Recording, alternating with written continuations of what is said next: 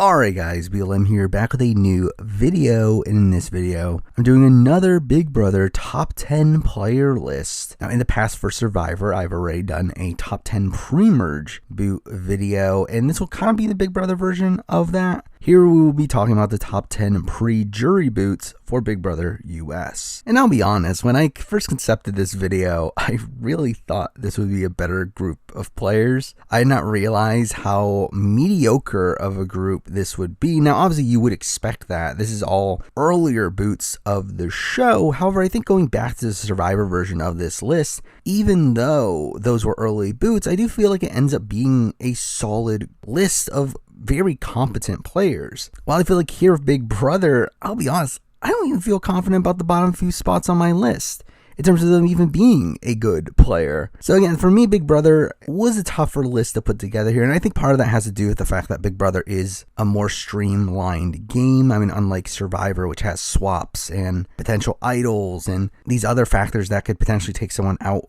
despite them being in a solid position in the game. Here with Big Brother, that typically isn't the case outside of a split power structure with power shifts going on. But at the end of the day, I do feel like this is a relatively weak group of players here, but let's still run through it. Now, I should state that there will be no BB2 or BB3 people on this list because technically the entire cast made it to jury. Plus, also there won't be any BB1 because it's BB1. Well, let's get into the list. So obviously we will get to my top 10, but first I want to talk about some honorable mentions that will really just blow through here. First honorable mention is one of the only two-time pre-jury boots, and that is Jace from BB5 and BB All-Stars, who obviously played a mediocre game on BB5. However, I do think there is some credibility to him being able to build the Four Horsemen alliance and then also being able to win a decent amount of competitions on that season. And then comes to BB7, I do feel like he learned the lessons that he needed to learn, but I do think he mismanages his threat level a bit and then also makes it clear that he's working both sides where he does get targeted by James. But I still think that Jace played a solid game for what it is in BB7, but again, not enough to make the list. Did have a couple contenders from BB9, both people who were kind of screwed over. First up, we have Parker, who I think is probably the lesser player of the two that we're about to be talking about, even though I do think Parker is probably the more screwed over. Or Parker is someone that largely gets taken out because he's paired up with Jen, who had her boyfriend Ryan on the cast, and also Jen just being a complete disaster in her own right. But I do feel like Parker was a bit confrontational and didn't really know the game. Wasn't the best at building alliances. However, I do think Parker is someone that does have potential as a player, but someone that didn't quite make the list here. And then the other one is Alex, who I think Alex is probably someone I could see being more consistent in a game of Big Brother. I don't really see any major flaws with him as a player. However, he was paired up with Amanda, which again kind of screws him over. But also I do think he mismanaged his threat level, where Amanda and Alex came out of their HOH week, obviously looking like a powerful duo and also having a really strong alliance with Matt and Natalie, who were also a strong duo, which through that I think made them an easy target. But still, I do feel like Alex is a competent player, but not one that quite made the list. From BB11, someone that I think people claim is a bad player. However, I do think in terms of the pre-jury boots, I would consider him to be a competent one, and that is Ronnie. Now, Ronnie is someone that I do think played pretty sloppily early on, but I do think he does some impressive work being in the middle of the two sides. And even when he does side with the Jesse side of things, they were trying to keep him around. Even in the week where he was on the block against Lydia, he almost stays that week with the backing of his alliance. I think to me that is good enough to put him in contention. Also the fact that he is a fan of the show, and I do feel like he knows the strategy of the game. So again, like I feel like he was relatively close to making the list, but didn't quite make it on. After that, we have a couple people from BB13. First up, we have Cassie, who I think is one of these people that if Cassie were to return, I could see doing very well. But based on the information that we currently have based off of her BB13 run, I can't quite put her on the list. She seems competent in most aspects of the game. She was instantly pulled into the regulators, seemed to have decent bonds with a good chunk of the cast. So obviously had very bad relationships with people like a Rachel and a Danny, which ends up sinking her ship. But I still feel like Cassie can be a potentially great player, but again, didn't see enough for her to make the list. Also from BB13, we do have Dominic, and Dominic was so close to making the list. Dominic was literally number 11. For me, actually, there was a person on the list that I debated between them and Dominic, mainly because they have kind of similar trajectories and also had a relationship with the same person. But I feel like Dominic isn't on the list here, mainly because he didn't do as good of a job to me in terms of integrating himself within the majority as the other person. I do feel like Dominic obviously was on the bottom early on because of the regulators, and then while he tried to repair his relationship with like Jeff and Jordan and Brennan and Rachel, and was somewhat successful in doing so, he still gets targeted immediately afterwards. And to me, that's like against Adam, it's like, are they really taking out Adam over Dominic? Anyway, I just feel like Dominic was overall in a worse position than the person I did put on the list, so Dominic didn't quite make it. From BB15, we have a few people here, actually. I did consider Jeremy, and Jeremy's a weird one because, like, obviously he was part of the moving company, this alliance that did have full control over the first week, and had their members not split up, could have potentially run the game. And to be honest, Jeremy was a linchpin in that. Jeremy was the person that was connecting the moving company to the Aaron, Caitlin, Gina Marie's of the world, and through that, they could have held the numbers moving forward. Now, beyond that, I do think Jeremy played poorly. Again, he played poorly socially to where he pissed off the majority of the cast. But to me, again, like, his positioning in the game was not terrible early on, and also he seemed to be very good at competition. So for me, that was enough to land him as an honorable mention here. I did also consider Caitlin, who, while being grouped in with the Gina Marie's and Aarons of the world, I do think she was the one that was better at the game early on in the game. Or I do think she made decent bonds with people outside of her initial alliance. The problem is that that kind of made her a target moving forward, as they did see her as a more competent player. However, I feel like Cassie, I feel like Caitlin is one of these people that if we were to see her play again, I feel like she could do very well, but again, that's not enough to put her on the list. Also, I did consider Howard, who, again, another person that was in the moving company, and in general was just someone better positioned in the game than Jeremy, while Jeremy was more out in front and also was more of a linchpin for the alliance. I do feel like Howard was someone that was never going to be targeted right away after the moving company broke up. I do think a problem is how they handled that, where Spencer and Howard try to play both sides for a bit too long, and through that end up being on the bottom of the majority group, which caused them to be targeted before the jury. But even then, I feel like he does decent work throughout, especially considering the racism of the season. I do feel like he handles that stuff pretty well, and maybe with a different cast, he would have had more potential moving forward. From maybe 16, I did consider Amber. Now, Amber's a weird one because I don't really see much from her on the actual season. I mean, she didn't really play that strategically. Like, while she was grouped in to the bomb squad, which I guess you can give her some credit for, but again, I mean, it's Devin doing it, so it's like, who really knows how much credit to give her? But she was put into the majority alliance, but always kind of on the bottom. And I know a lot of people will say that the reason why she was targeted was because of her turning down Caleb. And while that was like a slight factor, especially from Caleb's perspective, I do feel like the majority of why she was targeted was actually because she was looked at as one of the bigger threats outside the core group, where she was solid enough socially, good physically.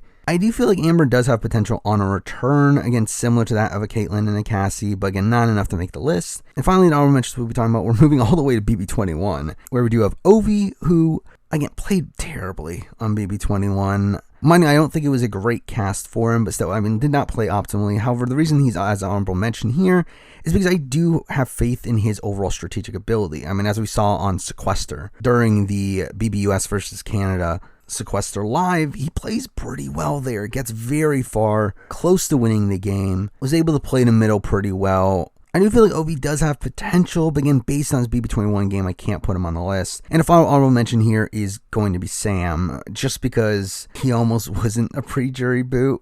I mean, Sam is someone that I think doesn't get talked about enough as someone that gets kind of screwed over, in the sense that he is essentially able to flip the votes. He gets the people that he needs to flip to actually flip until they realize the ramifications of that. Particularly someone like a Jackson, who wanted to flip the votes, but couldn't because he was on the block against Kat, someone that Holly had a pre-existing relationship with. You also have the entire 6 shooters blow up, which part of it stemmed from what Sam was able to do, and through that caused the other side of the 6 shooters to consider flipping and taking out Kat, to the point where they were going to until the last second. So again, like, Sam is someone that, like, while I don't think he played that impressive of a game, was someone that, like, almost wasn't a pre-jury boot, and then also had a strong core alliance that wanted to keep him around, Nick and Bella, early on, and then also was integrated within Undeniable. So it's like, he was, again, relatively close to making the list, But to me, he was just such a passive player and someone that was never really well positioned, though again was technically pretty close. And now moving on to the actual list itself.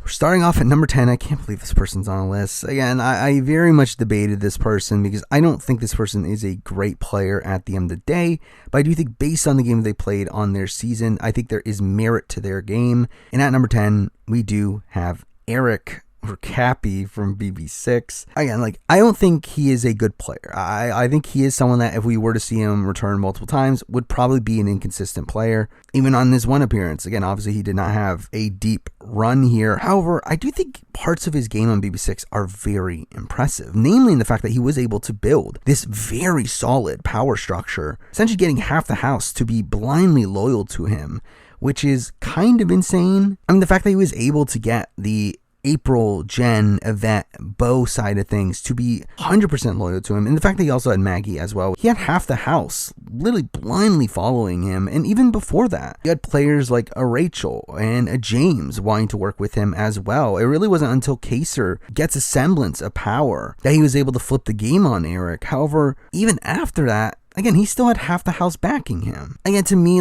Eric on return, would he do well? No. Does he ever do well?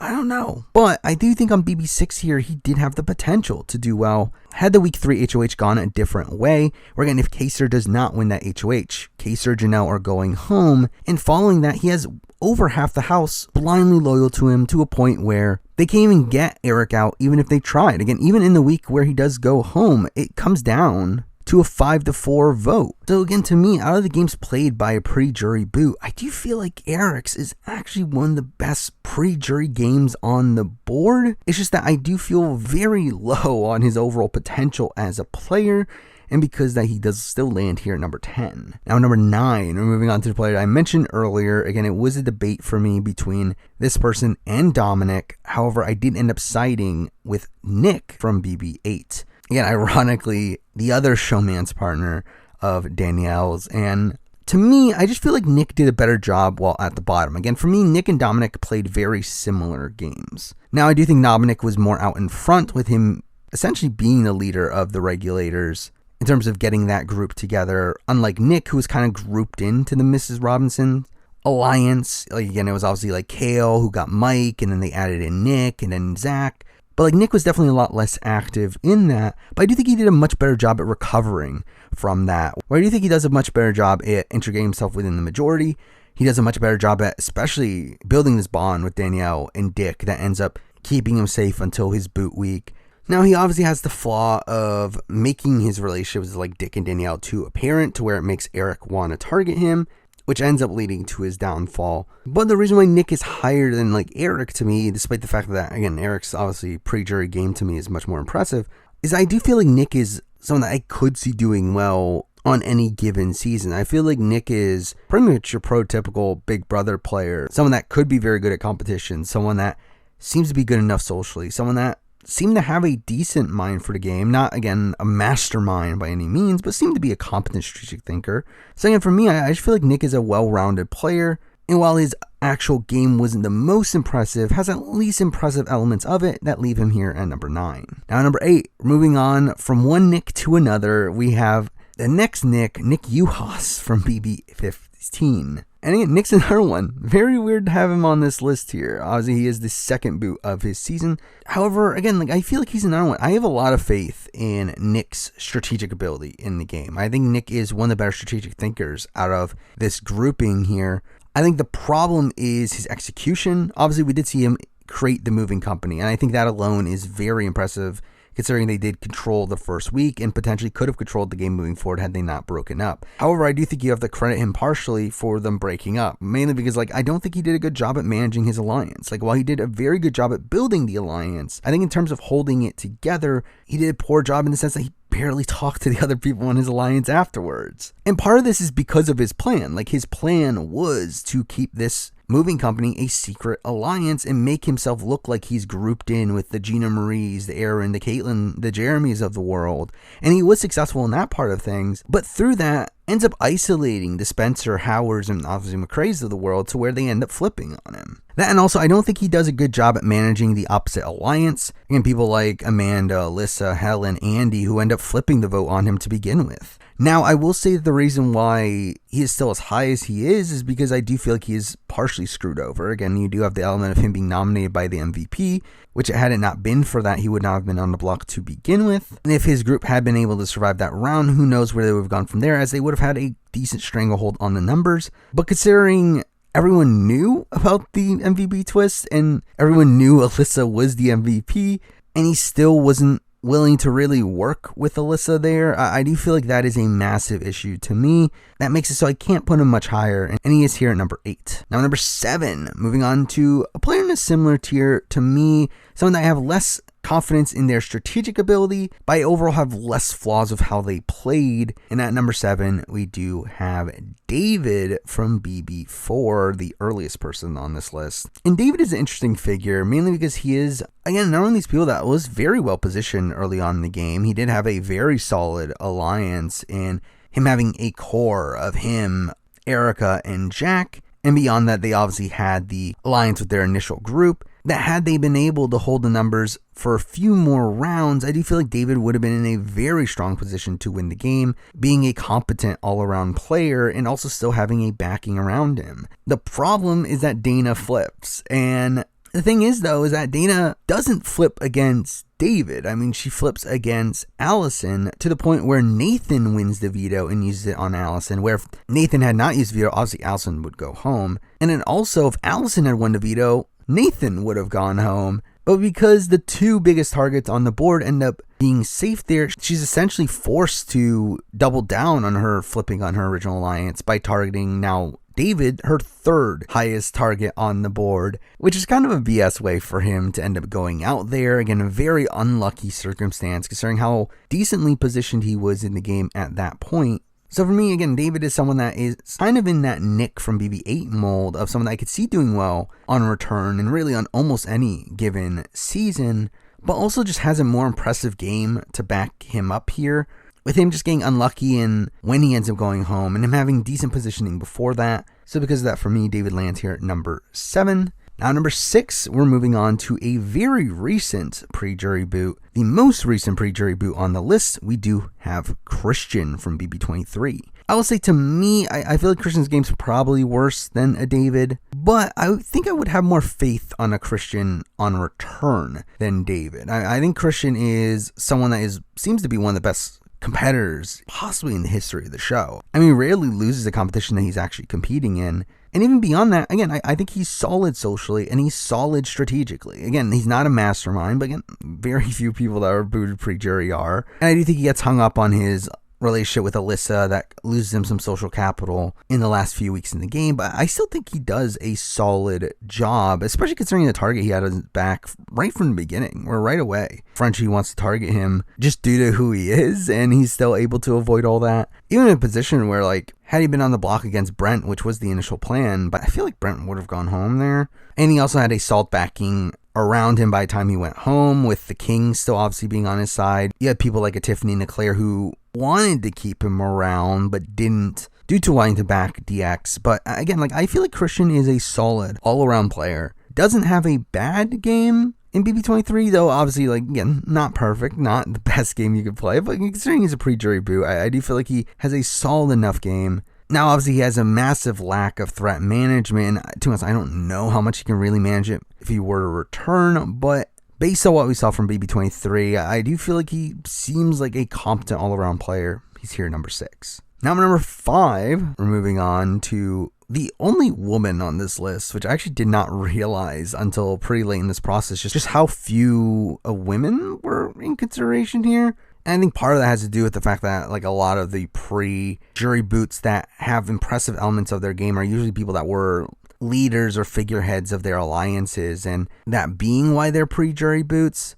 So again, surprisingly, this is the only woman on the list, but at number 5, we do have Rachel from BB20. And again, Rachel, to me, has obviously these impressive elements of her game, her being in the majority alliance, kind of. I mean, technically level 6 wasn't the real majority, though they were able to become the majority due to being able to outmaneuver Falte, though large part of that was Tyler. And I do think that's something that I do question with the people outside of Tyler from the Level 6 Alliance, is how much to really credit them for them being the majority when they wouldn't have Tyler not been able to manipulate Caitlyn as well as he did. But either way, I mean, Rachel was technically in a power position. She was part of every plan they end up executing, part of the Swaggy backdoor, part of the vote to keep Brett over Winston, was also someone that was one of the better players in terms of having relationships with Falte, where I do think out of the Level 6 Alliance, obviously outside of Tyler and maybe Casey, though really Casey only had a relationship with Bailey. But I do think Rachel did one of the better jobs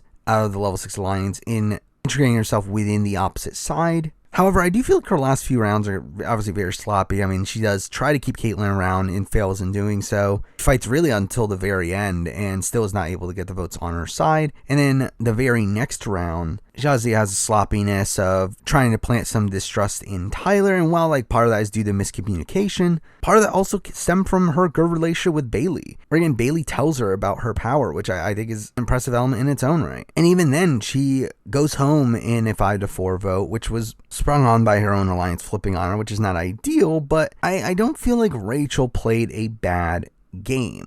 And she did have impressive elements in her game, especially socially in terms of her bonding with the other side, and was still part of the tactical majority alliance. But she does have many holes in her game to me that don't quite put her much higher here than number 5. Now number 4, moving on to a weird player to assess because this is technically a 2-time player, but also kind of not. And at number 4, we do have Jason Roy from BB17. Now, again, Jason is an interesting figure here, largely because he obviously played on BBOTT, and he does very well in BBOTT, getting second place. However, it's BBOTT, and because I don't really consider it as placement that would take him off of this list, especially when there was no jury on that season anyway. So to me, he is still a pre-jury boot, considering his only real appearance on the main show was his pre-jury boot on BB17. And I will say that his BB17 appearance is strong, but again, kind of like Rachel, I do have holes with it. Again, he is technically part of the initial majority alliance that ends up getting flipped on because Vanessa ends up really flipping the power structure during week 2 in a way that disfavors Jason. But and he had a decent position early on, and even beyond that, while he was someone that was put on the block as part of the Battle of the Block and had to win his way off there, and then really was nominated, I believe, every week but week 1. And even week 1, he was the co-HOH for part of it. It's that element of his game is pretty bad. Again, that is to me the biggest hole of his game, is just how many times he was put on the block. But again, I do feel like there are a couple impressive things about his game. I do think, one, he is a decent strategic thinker. While he didn't really get to execute that much on this season, I do feel like on BBOTT, while he does have massive issues with his really abrasive personality, I do feel like he knows the optimal strategic move to make in the game. I do think he had good reads at points within the game, and by the time he goes home, he has a very solid backing for him, with him essentially being the pseudo-leader of essentially half the house, where he does have James and Meg for sure in his core, and then he also has a Jackie and a Becky wanting to work with him if his side had ever gotten power. The problem is that the other side just steamrolls. Again, it was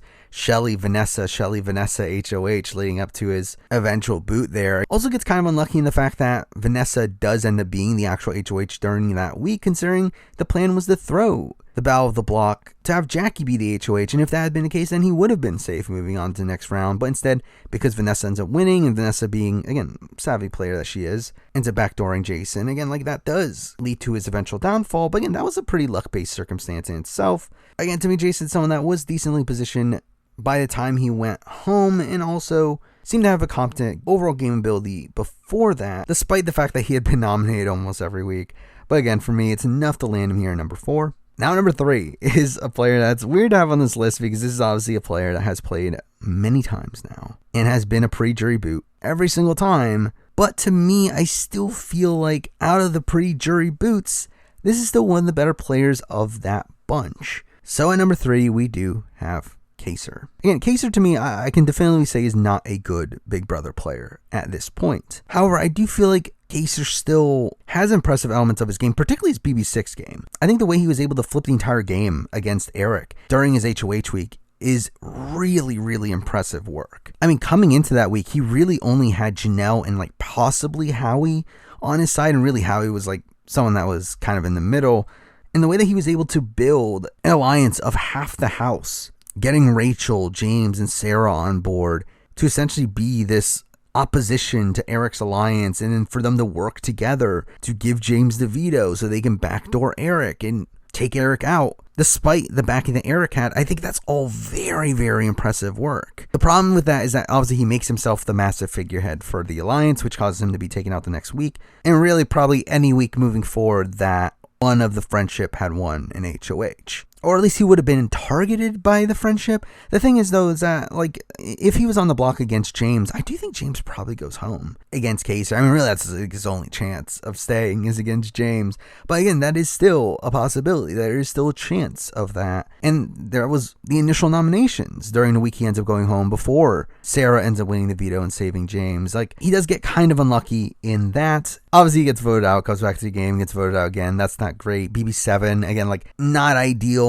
gameplay wise. Again, like, Kaysar's someone that I do think has a decent strategic mind for the game. I think he gets the strategy of the game. I just think his execution of it is pretty flawed. And I do think he misreads other people's intentions, namely in his decision to keep Will and Boogie around. I think is a misguided one there, especially with how much Will and Boogie had been beating the drum of needing to get out the BB6 people. But again, I do feel like his actual boot week is just kind of bad luck. I mean, it was Janelle that was the initial target. Janelle wins veto. And mind you, Janelle wins veto because Will and Boogie throw it to her. But still, I mean, like, he wasn't the initial target that week. And if we're moving on to BB22, again, like, I do feel like he plays poorly BB22, but again, shows some game ability on that season as well. Where while I feel like he was never able to actually get any footing in that game, he still did have allies throughout the game, just failed at organizing them in a way that allowed them to take down the opposition. Even then, they never won competitions that allowed them to do so anyway. So again, like, for me, Kaysar, really his placement on this list is backed up by his BB6 appearance, specifically his initial BB6 appearance, not his return. Because really the rest of his games are kind of mediocre, despite the fact that he shows some game ability in both his BB7 and BB22 appearances.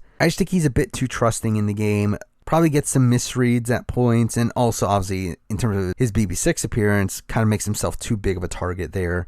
But to me, again, like, I feel like his overall game ability and also the impressiveness of his move to flip the game on Eric is enough to land him here at number 3. Now number 2. Moving on to a player that's so weird to have at number 2 on this list, considering how early of a boot he is. He is the second boot of his season. However, I do feel like his game, considering he was the second boot, is again a pretty impressive one, is again one of the better pre-jury boots, and that person is Swaggy C from BB20. Now again, to me, Swaggy is someone that has the same issue of some of these other figureheads in the game. He was the leader of Falte. He got these people together, the Haleys of the world, the Fessies, the Rockstars, the Caitlins. Obviously, he had the relationship with Bailey. He had a very strong relationship with Scotty. Had a strong relationship with Steve. I mean, despite the fact that Swaggy was such an early boot and was such a blatant figurehead for his alliance, he gets together the majority of the house. I mean, he